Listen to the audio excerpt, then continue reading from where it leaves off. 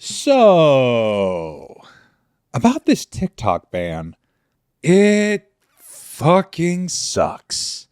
And it is deeply concerning that all the old white people who run our country are so hyper-focused on getting rid of an app that it was meant for dancing to songs. And why are we banning this app? 'Cause we are red-blooded Americans. It's our God-given right to protect our citizens from the communist people that run the app like China. 'Cause it's more important than the rising costs of living, trans lives and their rights, not to mention women's rights, and not let fascism and bigot people run our country to the ground while they make a profit. You know, common sense. Yet, we seem to be going in the opposite direction. Roe v. Wade has been overturned. They are banning trans people from using the bathrooms and stopping gender-affirming care from trans teens to adults. The stock market has crashed, and we are heading into a recession, with prices of food and living being raised. We have a convicted criminal as the President of the United States and a con man trying to pull the strings for their vanity. But no, try to tell me to my face and the thousands of victims of this mess that everything is going to be okay. A little background. I'm from TikTok. I started my content creating career on there 5 years ago when the pandemic happened. And for those 5 years, I've collected so many memories, friends, colleagues, and opportunities that I never could get. It also came to a shock that I would be pretty successful on there. Last time I checked, I had 162,000 followers on there. Yeah, I know, crazy, and I'm still in shock that people like my silly videos on there, but here we are. Now that we got that out of the way, we are going to dive into this messy meal that we've been given. So why does the US want to ban the app filled with memes of various qualities? Well, basically they want to ban it because it's from China. And how do I feel about this? I am fucking pissed off. It's kind of one of those reasons why I'm making this video. Fun fact, I am basing this video off an essay I wrote for one of my college classes. So this is going to be a less polite version of that. So, let's get down to business.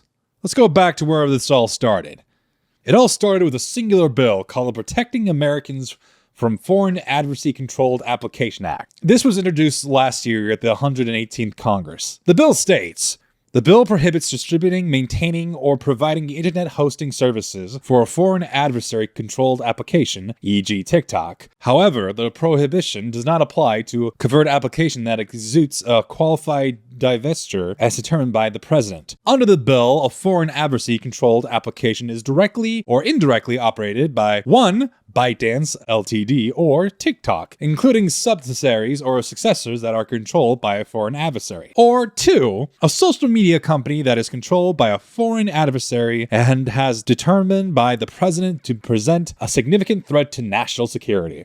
The prohibition does not apply to the application that is primarily used to post product reviews, business reviews, or travel informations and reviews. In other words, TikTok being owned by a parent Chinese company is a national security risk. Yes, the app where people create dance trends is a threat to national security. Fuck off with that bullshit. Seriously, you're gonna look at TikTok and say, yeah, these people that are making these 15-second videos, national security risk, we gotta ban this app ASAP. But why is that? Why is TikTok considered a national security risk? Well, according to an article from TechTarget.com, written by Ben Ludovic, that the reason for the ban was due for national security concerns. They are concerned that TikTok's parent company, ByteDance, may leak their data of their users to their government if forced to. In an article from Reuters from January 16, 2025, FBI Director Chris Wray was quoted, TikTok poses a national security risk, adding that the Chinese companies that are required to essentially do whatever the Chinese government wants them to do in terms of sharing information or serving as a tool of the Chinese government. FBI Director Chris Wray has also stated that the U.S. operations of TikTok raises national security concerns due to the Chinese government could use the app to influence others and control their device.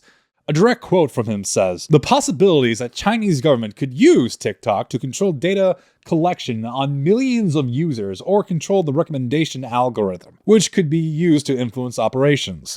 Oh my god, these are the people that are supposed to protect their country. Jesus fucking Christ.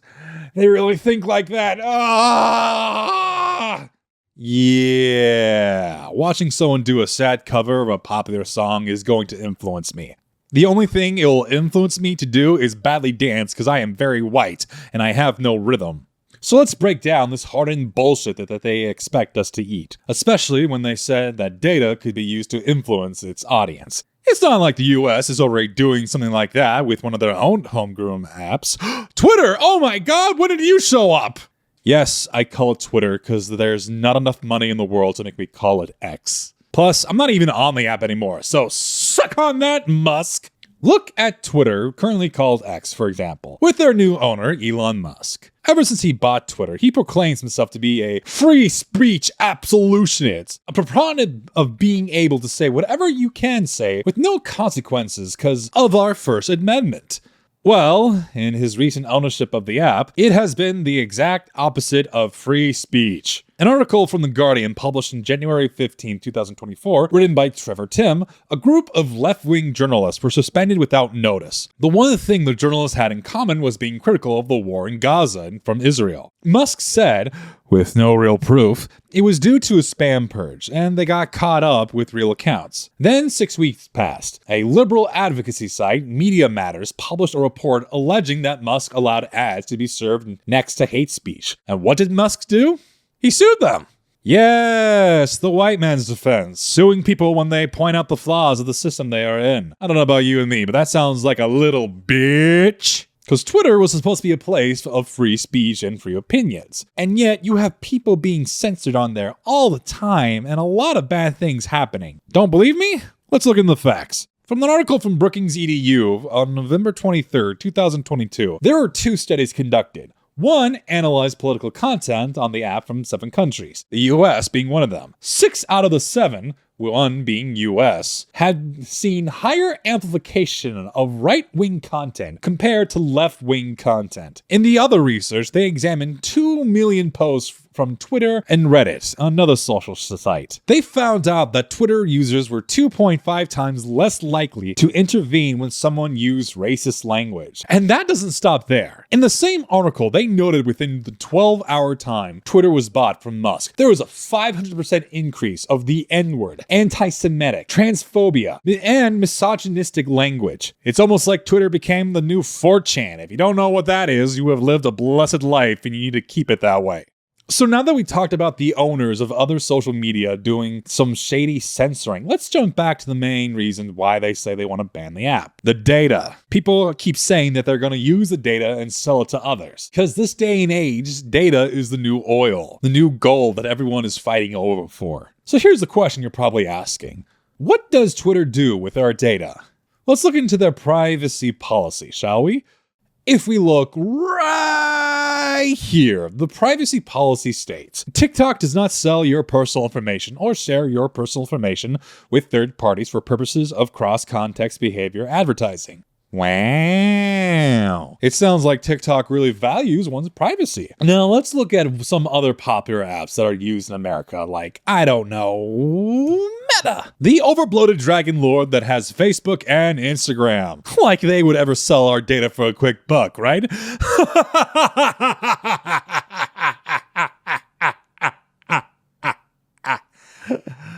Oh, God. Ariel Zubler from the NY Post on January 18, 2024 states, Facebook's users are bombarded with targeted ads from nearly 200,000 companies, according to a first-of-its-kind study that revealed the vast scale of data tracking on the Meta-owned social network. More than 700 Facebook users volunteered for the study by consumer watchdog Consumer Reports, which found that on an average, each participant had their data sent to social networks by 2,230 companies. Facebook solicited the personal data of its users for more than 186,000 companies, according to a report. AFP via Getty Images, Meta takes the data and pinpoints which ads to send to specific users based on their tastes, according to the study. The research found that 96% of data that were sent were compiled by data brokers that collected consumers' information and sell it to other businesses, advertisers, and marketeers. The study discovered that some data were compiled by large retailers such as Home Depot, Walmart, and Amazon. Hypocrisy, my name is Mark Zuckerberg. Holy fuck. In a country that is concerned that a foreign company may leak their data to others, the US is doing it to its own citizens. And no one seems to be batting an eye when they do. It is very hypocritical to see a country declaring that one app is possibly a danger to national security while they are already doing it with their own businesses, so they can turn a profit. Data is the new oil, the new gold. And it seems that the US wants the data for themselves so they can sell it to advertisers. So we get flooded with ads we don't need on our devices. And that's the big picture.